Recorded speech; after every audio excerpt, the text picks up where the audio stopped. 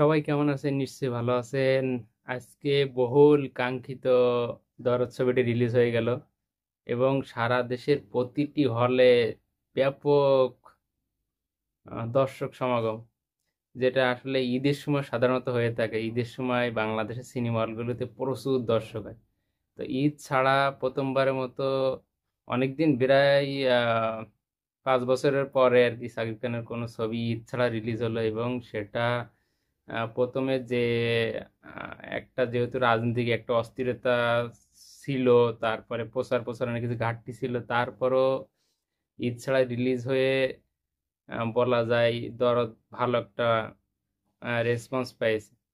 কারণ স্টার সিনিপ্লেক্সের মতো বড় সিনিপ্লেক্স চেইনগুলোতে একের পর এক শো বাড়ানো লাগতেছে, কারণ দর্শকের চাপ বেশি।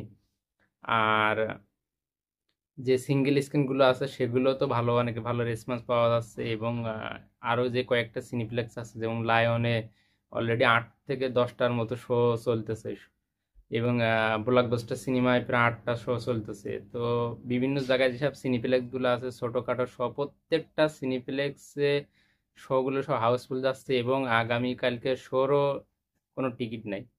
এবং সেই সাথে বাংলাদেশের যেসব সিঙ্গেল স্ক্রিনগুলো আছে প্রত্যেকটা সিঙ্গেল স্ক্রিনে দরদের টিকিট নিয়ে বলা যায় হাহাকার চলতেছে। তো যেসব বাংলাদেশে যেসব সাকিব খানের ভক্তরা আছে তারা কিন্তু প্রত্যেকটা হলে ছুটে যাচ্ছে দরদ সিনেমা দেখার জন্য। তো বলা যায় যে ঈদ ছাড়া একটা ঈদের আমেজ। অনন্ত মোহন বলেছিল যে দরদ যেদিন রিলিজ হবে সেদিনই ঈদ। তো তার কথাটা অনেকটা সফল হওয়ার পথে, কারণ দরদ ঈদ ছাড়া এতদিন পর সাকিব খানের কোনো ছবি রিলিজ হয়েছে এবং সেটা মোটামুটি ভালো রেসপন্স এবং বলা যায় ঈদের মতোই সেল দিচ্ছে।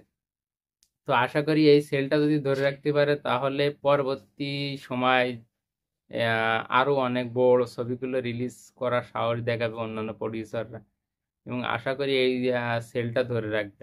আর দর্শকের কথা কি বলবো, দর্শকের অনেক মিশ্র প্রতিক্রিয়া আছে অনেকের, কিন্তু বেশিরভাগ দর্শক বলেছে ভালো হয়েছে যারা সিনেমাটা শেষ পর্যন্ত দেখেছে। যেমন বিশেষ করে শেষের 15 মিনিটের কথা সবাই বলতেছে যে শেষের 15 মিনিট অনেক ভালো ছিল।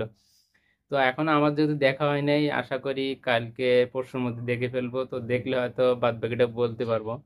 তবে যতটুকু সবার কাছ থেকে খবর পাচ্ছি সেটা আশানুরূপ ভালো কিছুর ইঙ্গিত দিচ্ছে এবং এরকম যদি রেসপন্স পেতে থাকে তাহলে আশা করি ছবিটা আম, একটা ব্লকবাস্টার হিটের পথে যাচ্ছে।